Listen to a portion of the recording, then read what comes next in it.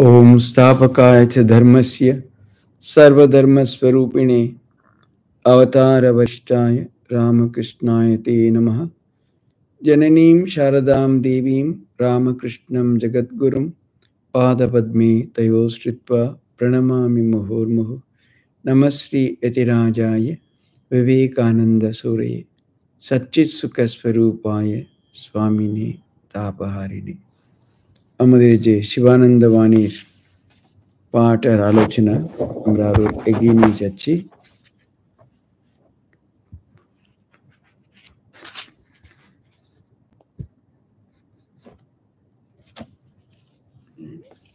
একজন প্রায় মহারাজের সাথে বেলুর মাঠে সাধুচারীদের যখন যখন সুবিধে হতো, বিশেষ করে সকালবেলা একবারে ঠাকুরের সাথে উনি জপ ধ্যান করে ঘরে চলে আসতেন।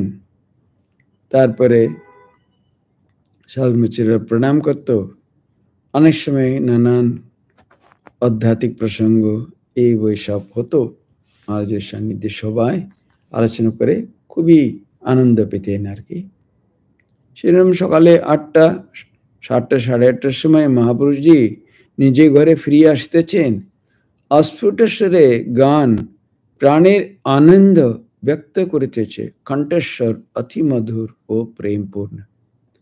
সত্যি মানে কল্পনা করতেও কিরকম মানে অদ্ভুত লাগছে, আনন্দ লাগছে। মানে ওরা নিজের ভাবে থাকতেন, একদম জপ ধ্যান করে আসছেন, এসে একবারে মুখমণ্ডল উজ্জ্বল, নিজের এতে একবারে নিজের মনে গান গাইছেন। আস্তে আস্তে করে একটা ভাবে বিভোর হয়ে আছেন আর কি। পূর্ব হইতে কয়েকজন সাধু ও ভক্ত দর্শনাভিলাষী হইয়া তাহার আগমন প্রতীক্ষা করিতেছিলেন। মহাপুরুষজি নিজে ঘরে আসিয়া উপবেশন করিলে সকলে একে একে তাহাকে প্রণাম করিয়া বসিলেন। ঘর এক প্রকার নিস্তব্ধ, কেননা ওনার ওই যে কে কার কথা বলার সাহস হতো। সামনে চুপচাপ সব বসে আছে, মহারাজ কিছু বললে তখন, কেন এত ভাব গম্ভীর একটা পরিস্থিতি আর কি। কাহারও যেন কথা বলবার ইচ্ছা হইতেছে না, যেন ওই গাম্ভীর্যটাকে কেউ নষ্ট করতে চাইছেন আর কি। আস্তে আস্তে সামান্য 2-4 কথা হইতেছে। ক্রমে সাধন ভজন সম্বন্ধে কথা উঠিল। মহাপুরুষ মহারাজ তন্ময় ভাবে বলিলেন, রাত্রি সাধনের পক্ষে প্রকৃষ্ট সময়। ধ্যান জপ নিত্যে খুব নিষ্ঠার সহিত করতে হয়, তাতে মন শুদ্ধ হয়। কিছুকাল নিষ্ঠার সহিত ধ্যান জপ করলে হৃদয়ে নিরন্তর একটা ভাগবত ভাব জাগরুক থাকে এবং একটা আনন্দের আস্বাদ পাওয়া যায়। বলছেন একবারে কিছুকাল নিষ্ঠার সঙ্গে এরকম করতে করতে করতে করতে তখন হৃদয়ের একটা ভাগবত ভাব জাগরুক থাকে এবং আনন্দের আস্বাদ পাওয়া যায়। আসলে করে করে করে করে তার সঙ্গে একটা একাত্ম ভাব আর কি। আমরা তো কখন একটু করলাম আর 7 দিন কিছু করলাম না, বা নিয়ম রক্ষার জন্য একটু বসলাম, এরকম নয়। গভীরভাবে দিনের পর দিন দিনের পর দিন দিনের পর দিন করলে তার সাথে একটা ভাব হয়ে যাবে না একরকম, ভগবানের নামের সাথে, জপের সাথে, ধ্যানের সহিত, তাই না? এই জন্য এটা বললেন, নিষ্ঠার সঙ্গে করে গেলে ধীরে ধীরে একটা ভগবত ভাব হৃদয়ে জাগরণ হবেই হবে। ধ্যান করার পরে আসন ছেড়ে চলে যেতেন। আজ আমার এটা বলেছেন, শুনেছি ওখানে কিছু স্তোত্র পাঠ করা এসব ওরা বলছেন, মহাপুরুষ মহারাজ বলছেন, তাতে ভাব দৃঢ় হয় না, বরং ধ্যান ভঙ্গের পরে নিজে আসনে বসে অন্তত খানিকক্ষণ ধ্যানের বিষয়ে ভাবতে হয়।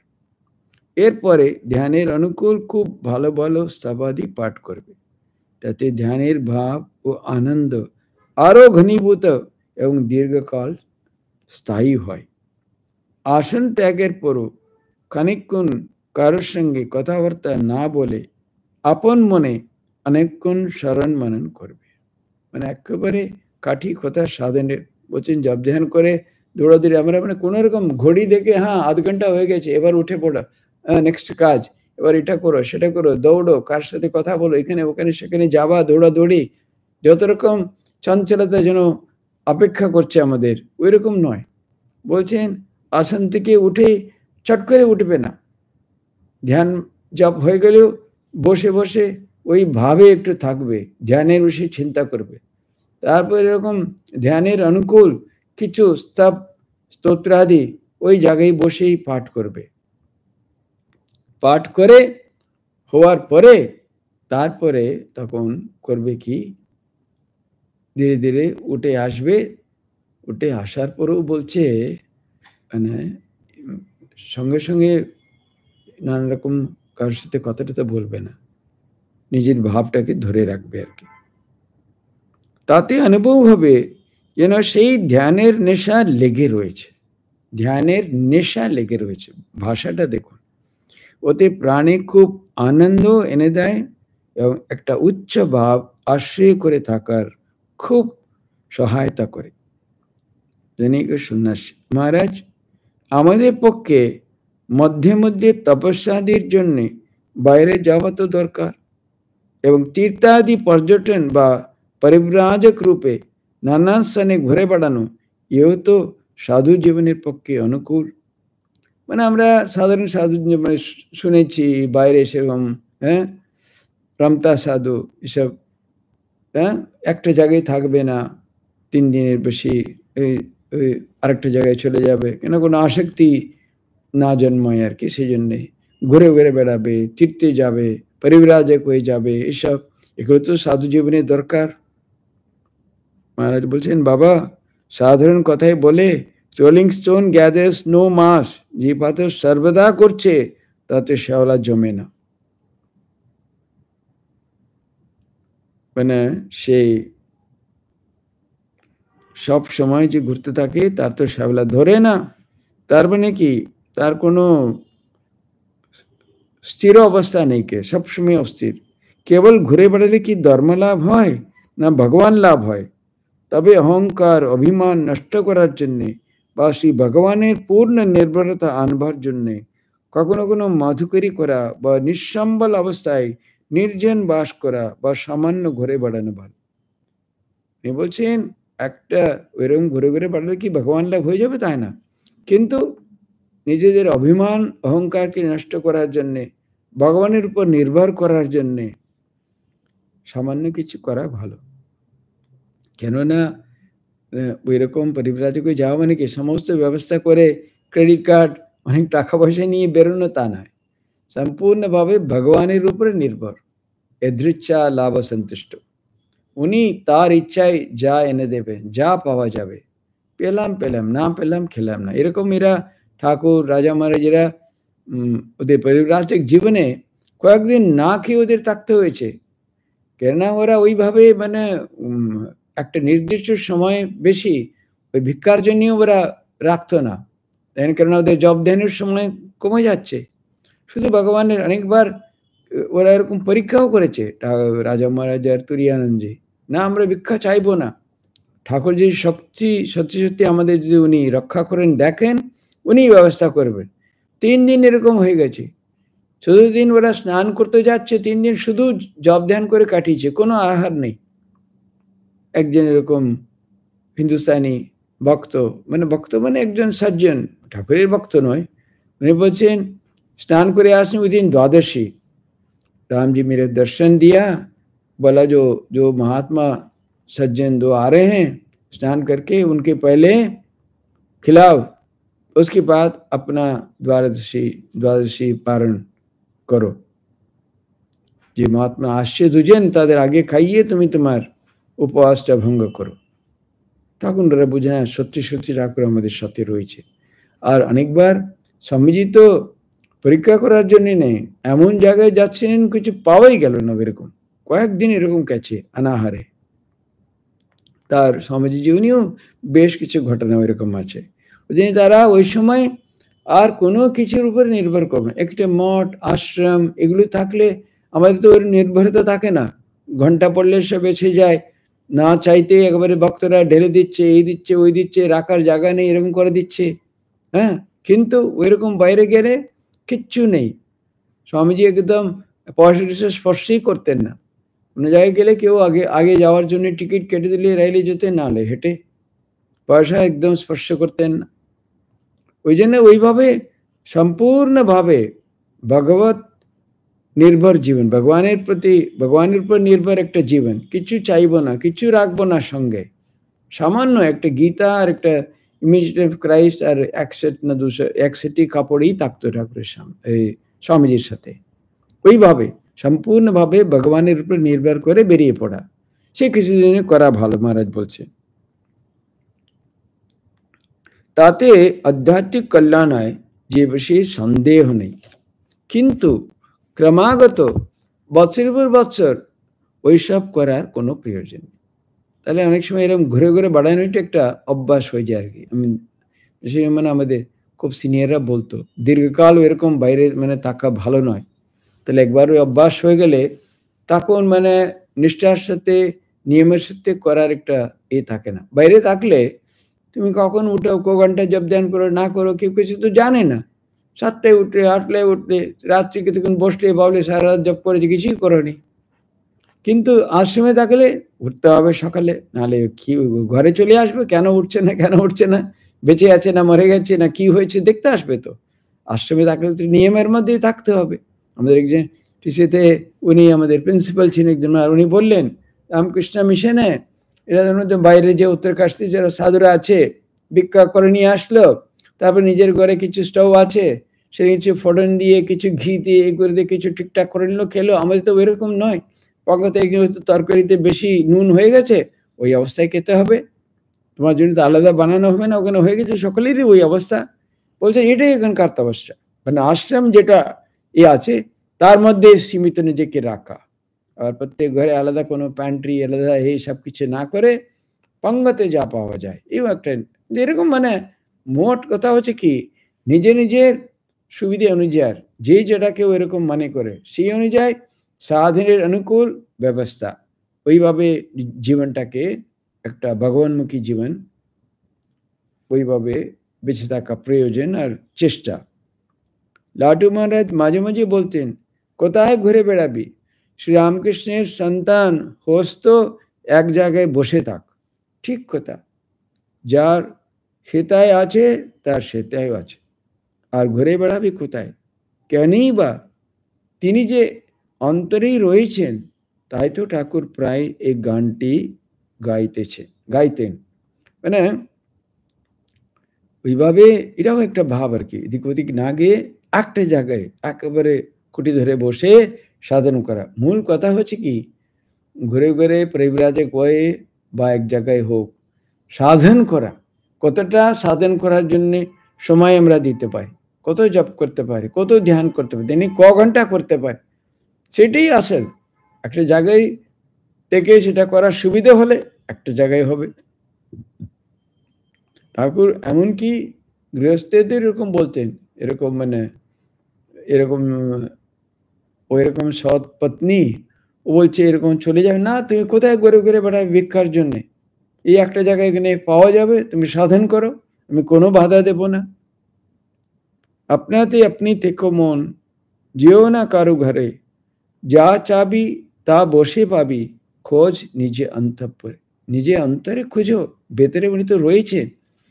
পরম দন সেই পরশমণি, যা চাবি তাই দিতে পারে, কত মণি পড়ে আছে ওই চিন্তামণির নাচ দুয়ারে, কত আছে তার দুয়ারে, যা চাইবে পাবে, করো খুঁজো।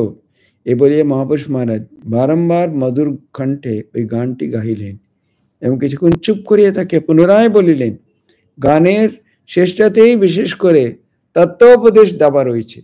কত মণি পড়ে আছে ওই চিন্তামণির নাচ দুয়ারে, তার দুয়ারে সবই পড়ে আছে, ভক্তি মুক্তি এমনকি ব্রহ্মজ্ঞান পর্যন্ত সবই বাবা, তবে খুঁজতে হবে, ব্যাকুল হয়ে চাইতে হবে। তার কাছে সব রয়েছে, সে আবার নিজের অন্তরে রয়েছে, কাজে তাকে অন্তরে খোঁজার চেষ্টা করো, সব কিছু পাবে। আর তিনি কৃপা করে একটু দ্বার খুলে দিলেই কুলকুণ্ডলিনী জাগ্রত করে করে দিলে দেখতে পাবে যে ভিতরেই সব রয়েছে। তবে তার দয়ায় কুলকুণ্ডলিনী না জাগলে কিছুই হবে না। এরকম একটা আধ্যাত্মিক জাগরণ সে না হলে এগুলো আমরা কিছুই বুঝতেই পারবো না। জনৈক ভক্ত, হ্যাঁ মহারাজও তাই বলতেন, মূলাধার হতে সুষুম্না পথ দিয়ে যখন কুলকুণ্ডলিনী জাগ্রত হয়ে ঊর্ধ্বে ওঠেন তখনই ব্রহ্মবিদ্যার দ্বার খুলে যায়। মহারাজ, হ্যাঁ ঠিকই, কুলকুণ্ডলিনী জাগ্রত না হলে কিছুই হবার জো নেই। তাই তো ঠাকুর মার কাছে এত কেঁদে কেঁদে প্রার্থনা করতেন, মা জাগো, মা জাগো, মা জাগো কুলকুণ্ডলিনী। প্রথম পদটি আবৃত্তি করিয়াই মহাপুরুষী নিজে গানটি গাইতে লাগিলেন।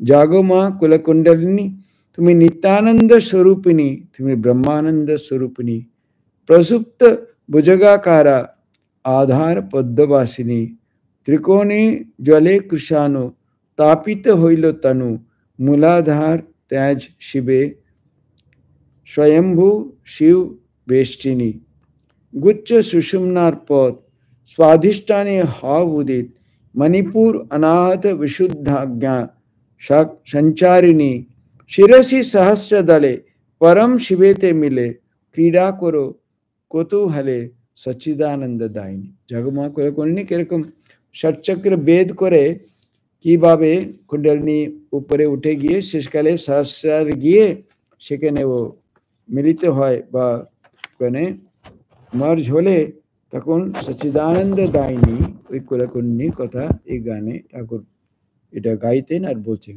আহা, সে যে কি তন্ময়তা তাহা প্রকাশ করিবার জন্য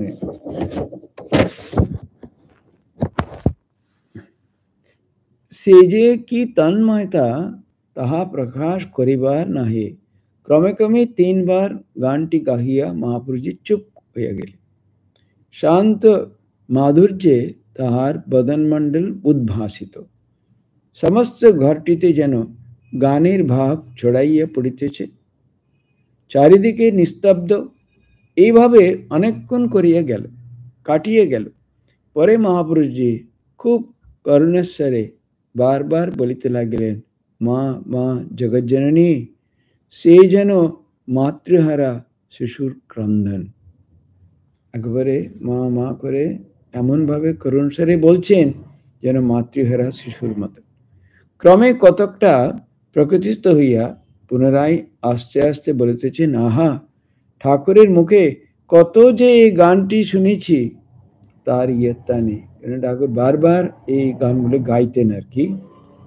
কোনো দিন চামর নিয়ে মাকে ভজন করতে করতে এই গান করতেন। আহা, কি তন্ময় হয়ে না তিনি এই গানটি গাইতেন। আমরা সব স্তম্ভিত হয়ে যেতাম। তার বাহ্যিক কোনো হুঁশ থাকতো না। আস্তে আস্তে চামর দুলছে আর মাতবারা হয়ে তিনি গান গাইছেন। এখন মহাপুরুষ মা এরকম বলছেন, এরা তো মহাপুরুষ মাকে দেখেই স্তম্ভিত হয়ে গেল। উনি আবার বলছেন কিরকম ঠাকুরের গানটি গাইতেন। মহাপুরুষ মা যে গান করার যে পদ্ধতি তাতেই একেবারে মুগ্ধ, যেন একেবারে উনি শিশুহারা মাহারা শিশুর মতন কাঁদছেন আর একেবারে তন্ময় হয়ে গান গাইছেন। উনি আবার বলছেন ঠাকুর কি তন্ময় হয়ে গান গাইতেন, তার মানে আরো কত গুণ বাড়িয়ে নিন ওটা। কি মধুর কণ্ঠেই বা ছিল তার, সেই যে কি ভাব তা বলে বোঝাবার নয়। সকলের প্রাণ একবারে গলে যেত। এমন আকুল আহ্বানে কি মা না জেগে থাকতে পারেন? আর সেই মাই হলেন ব্রহ্মকুণ্ডলিনী। স্বামীজি বলতেন, জানিস, একবার ব্রহ্মকুণ্ডলিনী স্বয়ং জাগ্রত হয়েছেন, তার ইচ্ছায় সৃষ্টি স্থিতি লয় সব হচ্ছে। সেই মহামায়া মহাকুলকুণ্ডলিনী এবার জেগেছেন ঠাকুরের আহ্বানে।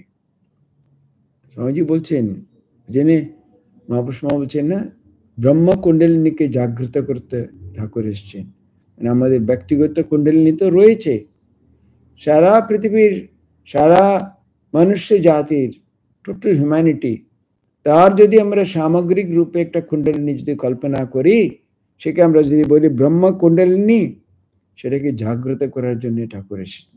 তাহলে তার একটা ইয়েতে কোটি কোটি কোটি কোটি সাধকদের তাদের সাধন করার সুযোগ সুবিধা, আধ্যাত্মিক জীবনে এগিয়ে যাওয়ার সহায়তা উনি করতে পারেন আর কি। সেই মহামায়া কুলকুণ্ডলিনী এবার জেগেছেন ঠাকুরের আহ্বানে। ইন্ডিভিজুয়াল ব্যক্তিগত করণী তো জাগ্রত হবেই, তাতে আর আশ্চর্য কি? তাই তো সমগ্র জগতে এক মহা জাগরণের সাড়া পড়ে গেছে। ঠাকুর আসার পর যে সারা জগতের একটা আধ্যাত্মিক স্পৃহা, এক জাগরণ মহাপুরুষ মহারাজ বলছেন। আর সেই আধ্যাত্মিক শক্তি জগতের কল্যাণের জন্য ঠাকুরের দেহ আশ্রয় করে লীলা করছে। আবার উনি একরূপে ব্রহ্মকুণ্ডলিনী, সারা জগতের কুণ্ডলিনী। আবার সেই ব্যক্তিগত ওইভাবে জগতের মহাজাগরণের সারা পড়ে গেছে বলছেন। আর সেই আধ্যাত্মিক শক্তি আবার জগতের কল্যাণের জন্য ঠাকুরের দেহ আশ্রয় করে আবার লীলা করছে। এবার আর ভাবনা কি জেনে মানে ঠাকুর নিজেই একটা সময় বলছে, তাদের শেষ জীবন তারা এখানে আসবে। মানে গভীর কথা। সমাজকেও কেউ কেউ জিজ্ঞাসা করেছে শেষ জীবনটা কি, এখানে আশাটা কি, সেগুলো আমাদের খুব ভাবতে হবে। এরকম একটা আমাদের একটা আশ্রয় পেয়েছিলাম, ওই রকম সম্পদ, অভাব নিয়ে একটা ওই ধরনের একটা আমাদের উত্তরাধিকারী রূপে আমরা পেয়েছি। তাহলে এই পরম্পরার এসে ওই সুবিধার সুযোগটা আমাদের নিশ্চয়ই নিতে হবে। ঢাকাতে 1922 সালের প্রথম ভাগে মহাপুরুষ মহারাজ ঢাকায় গিয়েছিলেন। ঢাকা মঠে অবস্থানকালে ভক্তদের অগ্রাধিসজ্জে একদিন সন্ধ্যাবেলা তিনি পরাশগঞ্জস্থ গৌরাবাসে ভক্ত সম্মেলনে যোগদান করেন। মহাপুরুষজির শুভাগমনের সংবাদ প্রচারিত হওয়ায় পূর্ব হইতেই বহু ভক্ত নরনারী ও মঠের সাধু ব্রহ্মচারীরা তথায় সমবেত হইয়াছে। সম্মেলনের রীতি অনুসারে সর্বাগ্রে জনৈক ভক্ত একটি ভজন গান করিলেন। রামকৃষ্ণ চরণ সরোজে মধুরে মন মধুপ মোর ইত্যাদি। ভজনের পর শ্রীরামকৃষ্ণ কথামৃত পাঠ হইবার কথা থাকিলেও সময় সকলেই মহাপুরুষজির উপদেশ শুনিবার বিশেষ আগ্রহ প্রকাশ করিল। তিনি কিন্তু কথামৃত পাঠে বিশেষ ইচ্ছা প্রকাশ করায় তাহাই পাঠ হইতে লাগিল। এক স্থানে ঠাকুর সন্ন্যাস জীবনের কঠিন নিয়ম সম্বন্ধে বলিতেছেন, সন্ন্যাসীর পক্ষে কামিনী কাঞ্চন ত্যাগ, শ্রীলোকের পট পর্যন্ত সন্ন্যাসী দেখবে না। ওই সময় জনৈক ব্রহ্মচারী মহাপুরুষকে প্রশ্ন করলেন, মহারাজ ঠাকুর তো বলছেন যে সাধুর পক্ষে শ্রীলোকের পট পর্যন্ত দেখতে নেই, কিন্তু আমাদের তো নানান কাজকর্মে শ্রীলোকদের সঙ্গে কথাবার্তা পর্যন্ত বলতে হয়। এইসব অবস্থার ভিতর আমাদের কিভাবে থাকতে হবে? সত্যি খুব প্রশ্ন করেছে। ঠাকুর তো বলেছেন, কিন্তু মঠ মিশনে সব জায়গায় সাধু বাচ্চারা মহিলাদের সাথে কথাবার্তা বলে, আলাপ করে, কাজ করে। মহাপুরুষজি খানিকক্ষণ মৌন থাকিয়া বলিলেন, দেখো বাবা, বাড়িতে যখন ছিলে তখন মা বোন ছিল তো, মা বোনদের সঙ্গে যেমন সরল প্রাণে মেলামেশা করতে, ঠিক সেই রকম মন নিয়ে এখন শ্রীলোকদের সঙ্গে প্রয়োজন মতন কথাবার্তা বলবে। মনে মনে ভাববে যে তারা তোমার মা বোন। অবশ্য বিশেষ প্রয়োজন ছাড়া এমনকি ভক্ত শ্রীলোকদের সঙ্গেও কথাবার্তা না বলাই ভালো, বিশেষ করে আলাদাভাবে।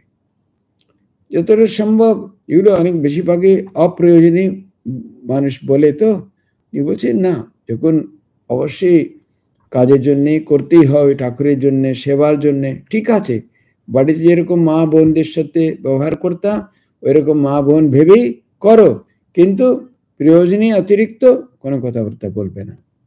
পাঁচজনের সামনে কাজকর্মের কথা বলতে পারো। তোমরা সাধু হতে এসেছো, নিজের ভাব বজায় রেখে নিজ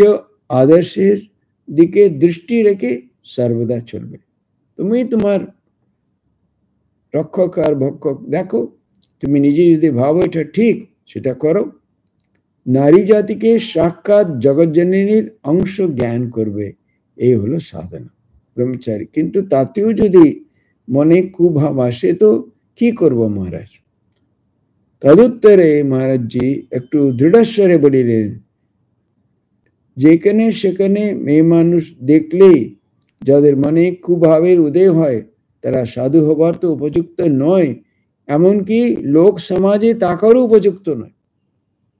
সাধু তো ঠিকই, লোক সমাজে মানুষ মেয়ে মানুষদের দেখলে তাদের মনে কিছু এরকম কুচিন্তা আসে, তাহলে ওরা সমাজে তো তাকার উপযুক্তই নয়।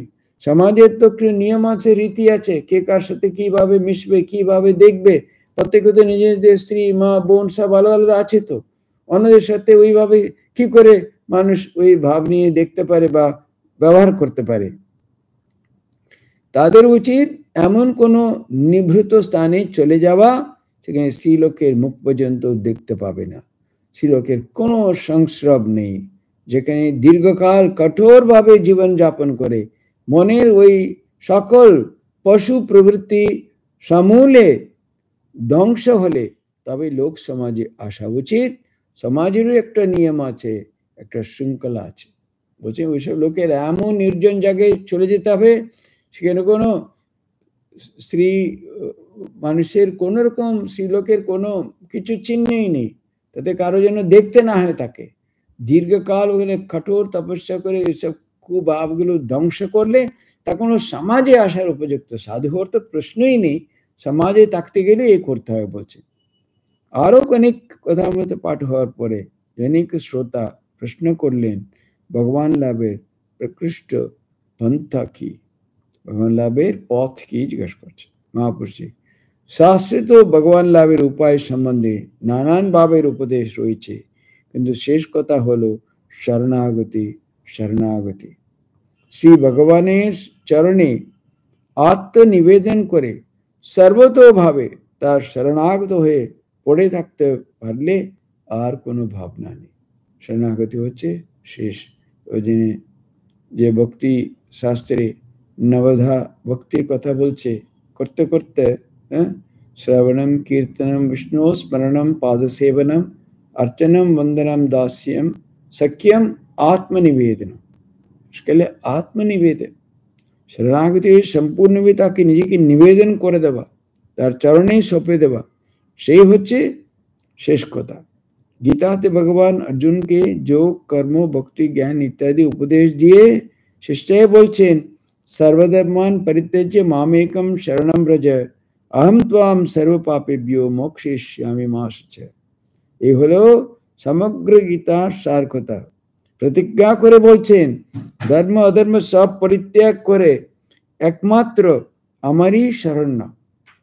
এবং মানে অধর্মের জীবনের কথা বলছেন না ভগবান। সর্বধর্মান পরিত্যাজ্য মানে তুমি যা খুশি করো তাই না, নিজে নিজের কোনো ভাবা আমি এটা করব সেটা করব, আমার এই ধর্ম, আমি এই পথে চলবো, আমার এটাই শ্রেয়, কোনো কিছু নিজে তুমি নির্ণয় নেবে না। সব কিছু তার তোমার সম্পূর্ণ ভার আমার চরণে তুমি সমর্পণ করো। তোমাকে কিচ্ছু ভাবতে হবে না, পাপ তো নেই বটে, তোমাকে একেবারে মোক্ষ পর্যন্ত আমি পাইয়ে দেব। নিজের উপরে কোনো কিছু রাখবে না, নিজের কিছু আমার স্বধর্ম, আমার এটা করে। আগে তো অনেক স্বধর্মের কথা বললেন শ্রীকৃষ্ণ, স্বধর্মে যা তুমি যুদ্ধ করতে সবকিছু সব ঠিক আছে। শেষ কথা সবকিছু বলার পর তুমি এক সব বুঝে নিয়েছো, আমি কে তুমি কে, আমাদের সম্পর্ক কি, সবকিছু তোমার এখন জানা হয়ে গেছে। এখন তোমার একমাত্র কর্তব্য সব কিছু ছেড়ে আমার উপরে, আমার কাছে সম্পূর্ণ শরণাগত হও, আমার চরণে স্থান দাও, আমার চরণে আশ্রয় নাও। নিজের জন্য কিচ্ছু ভাববে না, আমার এটা করবো ওটা করবো, আমার এই ধর্ম ওই ধর্ম, আমার এটা করা উচিত, নো, কোনো কিছু তুমি নির্ণয় নেওয়ার চেষ্টা করবে না, সম্পূর্ণ আমার উপরে ছেড়ে দাও, আমি তোমার সবকিছু দেখব। বলছেন তাহলে আমি তোমাকে সকল পাপ হতে মুক্ত করব। সর্বতোভাবে আত্মনিবেদন ও শরণাগতি একদিনে আসে না, এই বড় কঠিন ব্যাপার। যত পূজা পাঠ জপ ধ্যান কঠোর সাধনা সবই একমাত্র শরণাগতি আনার জন্য। আমরা সব তো এইসব করার সময়ও একটা অহংকার থাকে না, একটা ওই অহংকার মানে ওই ওই ভাবে আর কি, হ্যাঁ আমি পূজা করছি, জপ করছি, ধ্যান করছি, আমি এত জপ করলাম, এত ধ্যান করলাম, অহংকার করে অন্যকে কাউকে তো বলা হচ্ছে না, তো মনে মনে ওই ভাব সেও মনে থাকবে না। ধীরে ধীরে করতে করতে সম্পূর্ণভাবে তার কাছে ওইভাবে সারেন্ডার করলে সব হবে। একমাত্র শরণাগতি আনার জন্য সর্বোপরি তাই ভগবত কৃপা, সর্বোপরি চাই ভগবত কৃপা। মানে এইসব করার মূল উদ্দেশ্য কি? উদ্দেশ্য হচ্ছে শরণাগত হওয়া, তার চরণে শরণ নেওয়ার জন্য সেই প্রস্তুতি হচ্ছে এইসব। এসব করে শেষকালে তাহলে আমরা ভগবত কৃপা পাওয়ার আমাদের একটা সুযোগ থাকবে। অনন্য মনে তার ধ্যান, চিন্তা ও প্রার্থনা করতে করতে তিনি কৃপা করে সেই দুর্লভ শরণাগতি দেয়। তুমি এরকম করতে থাকো, অনন্যাস চিন্তয়ন্তো মাম এ জনা পর্যুপাসতে। হ্যাঁ, ওইরকম যদি কেউ করে, তার কৃপা করে উনি তার দুর্লভ শরণাগতি, কি করে মানুষ তার কাছে শরণাগত হতে পারে সেই ব্যবস্থা উনি করে দেবেন। অনেক সময় ঢাকা মঠের জনৈক কর্মী খুবই ভারাক্রান্ত প্রাণে মহাপুরুষজিকে নিবেদন জানিয়েছিলেন। রাজা মহারাজ আদেশ করেছিলেন, আর যাই করিস সকল সন্ধ্যা জপ করতে ভুলবিনি। অথচ আমায় যে জাতীয় কাজ করতে হচ্ছে, ভজন ও ক্লাস ইত্যাদি, তাতে তো সপ্তাহের মধ্যে 5 দিনই সন্ধ্যার সময় বেরিয়ে যেতে হয়, এবং সন্ধ্যায় জপ করার আদৌ সময় হয় না। এতে মনে বড় অশান্তি হচ্ছে। রাজা মহারাজ তার শিষ্যদের বলতেন, যাই করো সকল সন্ধ্যার জপ ধ্যানটা ছাড়বি না। কিন্তু বলছে আমরা এমন কাজ, ক্লাস ফ্লাস এসব করার হয় না, সপ্তাহে 5 দিন আমাকে বেরিয়ে যেতে হবে সন্ধ্যার সময়, মনে খুব হয় অশান্তি। মহাপুরুষ বলেছেন, দেখ ওই যে ক্লাস ও ভজন ইত্যাদি করো, তা ঠিক জপ ধ্যানের মতো সাধন, যে শ্রী ভগবানের ভজন, তার বিষয়ে পাঠ ও আলোচনা, এ তো ভজন সাধনেরই অঙ্গ। আর এই ভাবটি সর্বক্ষণ মনে জাগরুক রাখবে যে তুমি তারই কাজ করছো। তার সেবা জ্ঞানে করলে এতে তোমার পরম কল্যাণ হবে। ক্লাস ইত্যাদি করে এসে যখনই সময় পাবে নিয়মিত জপ ধ্যান করতে বসবে, এমনকি সবার পূর্বে ও নিয়মিত জপটুকু করা চাই। মহারাজের আদেশ ঠিক ঠিক পালন করতে হয় বই কি। বলছেন মানে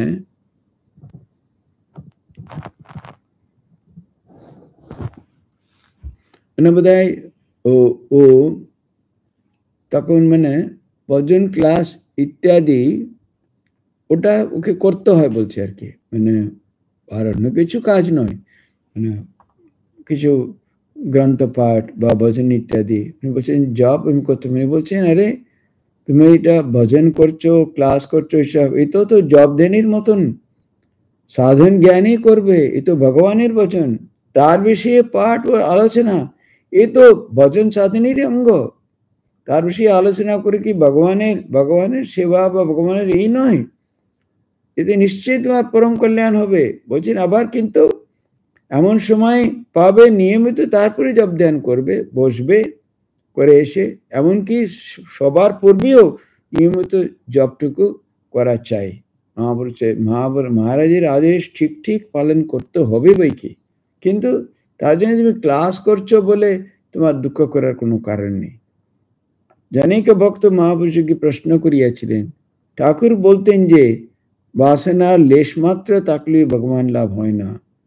যেমন সুতোর একটুকু ফেঁসো থাকলে তা ছুঁচের ভেতর ঢোকে না, কিন্তু আমাদের মনে তো অসংখ্য কামনা বাসনা রয়েছে, আমাদের উপায় কি হবে?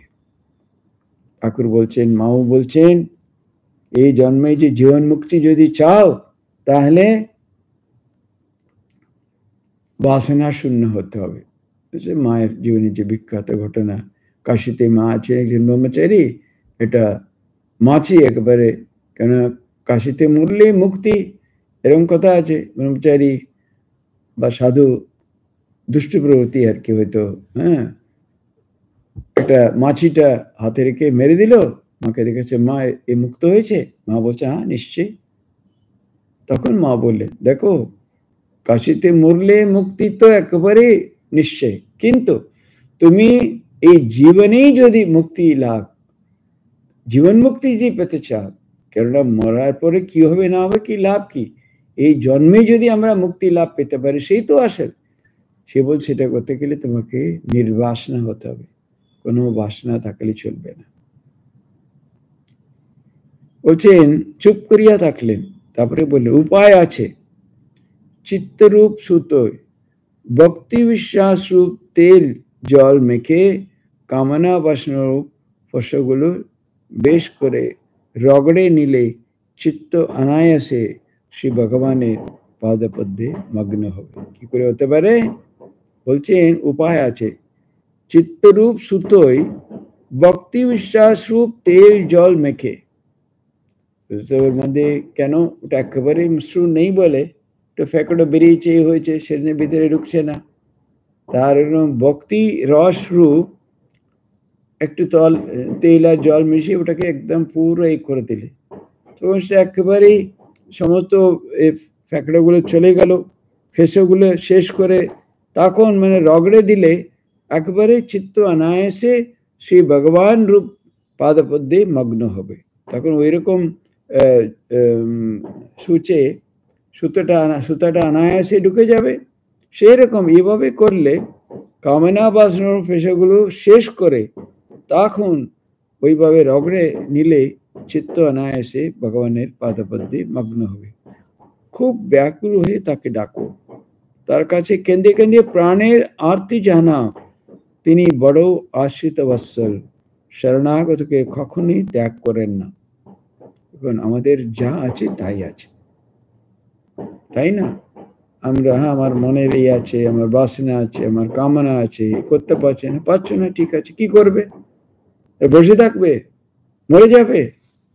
যতটা পারা যায়, যতটা পারা যায়, যত তার ভগবত ভাবে নির্ভর হয়ে, তিনি বলছেন একবারে খুব কেঁদে কেঁদে প্রাণের আরতি জানাও। ওই তো করতে করতে এরকম মানে ই হয়ে গেল, খুব মানে কেঁদে কেঁদে দেখো ঠাকুর এরকম আমার মনের এই ভাব কেন আসছে, আমি চাইছি তোমাকে ডাকতে, তোমার কাছে এরকম শরণাগত তো চাইছি, তোমার পাদবদ্ধে স্থান চাইছি, কিন্তু আমার মনের এই অবস্থা, আমি পারছি না।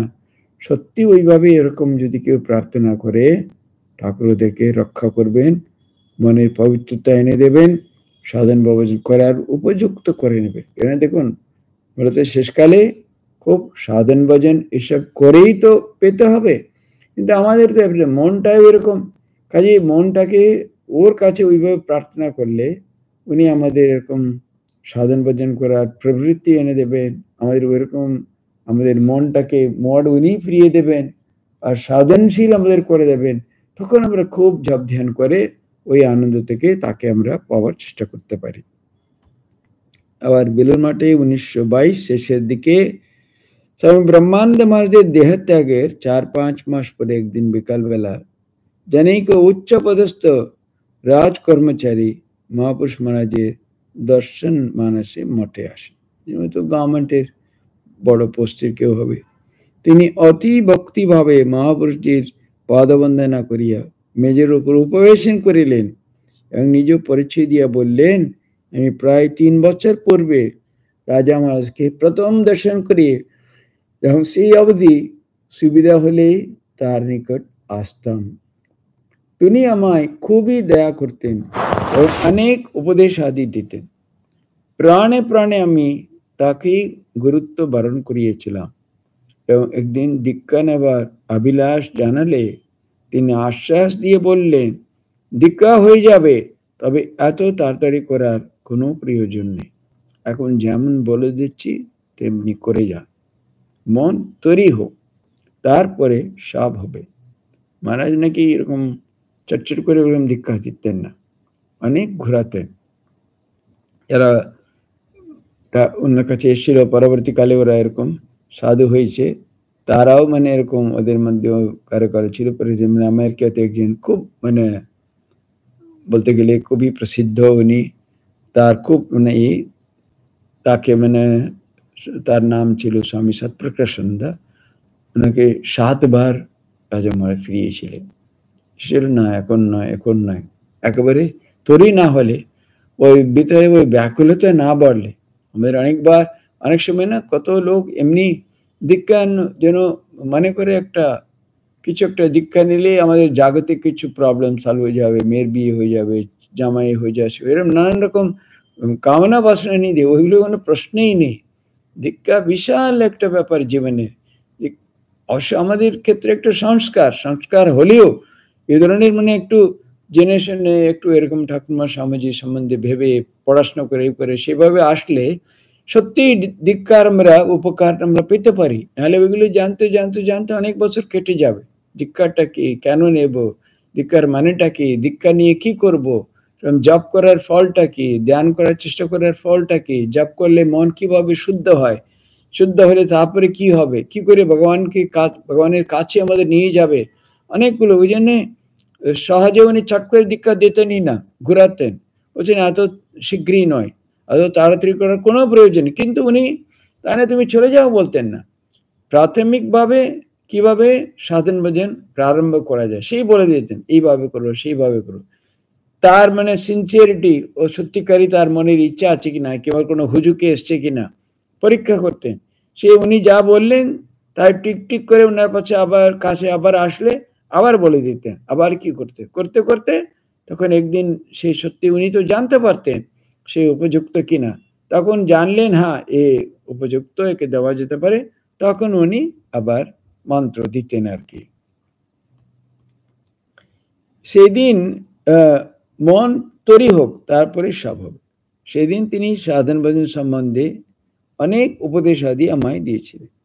সে অবধি তার নির্দেশানুসারে জপ ধ্যান একটু একটু করতাম এবং মাঝে মাঝে তাকে দর্শন করে যেতাম। কিন্তু আমি এমনি অভাগা যে তার কাছ থেকে দীক্ষা পাওয়ার সৌভাগ্য আমার হলো না। এখন আমার প্রাণের ঐকান্তিক ইচ্ছা, আপনি কৃপা করে আমায় দীক্ষা দিন। আপনি তার স্থলাভিষিক্ত, তার আসনে রয়েছেন, তার শক্তি এখন আপনার ভিতর দিয়ে কাজ করছে, আপনি কৃপা করুন, আমার বিমুখ করবেন না। এ ভক্ত একেবারে খুবই মানে কাঠি ভক্ত আর কি। সে বলছে এরকম মানে রাজা আমার কাছে আমি যেতাম, উনি খুব আমাকে মানে বললেন এত তাড়াতাড়ি হবে না, কিন্তু তুমি এখন আমি যেরকম বলছি করে যাও, মন তৈরি হোক। উনি যেরকম বললেন সত্যি সিনসিয়ারলি করেছিল। তারপরে সাধারণ সম্বন্ধে উনি বলতেন বলতে, কিন্তু আমি এত অভাগা, তার কাছ থেকে আমার শেষে দীক্ষাটা হলো না। বলছে আপনি তো তার জায়গায় আছেন, আপনার মাধ্যমে তার শক্তিটা এখন প্রবাহিত হচ্ছে, আপনি আমাকে বিমুখ করবেন না, আপনি আমায় দীক্ষা দিন। এই বক্তব্য সত্যি মহাপুরুষ মহাজের কথা খুব সুন্দর কথাবার্তা হয়েছে, সেটা আমরা আবার পরবর্তী ক্লাসে দেখব। ओम शांति शांति शांति हरि ओम तत्सत। श्री राम कृष्ण अर्पणमस्तु।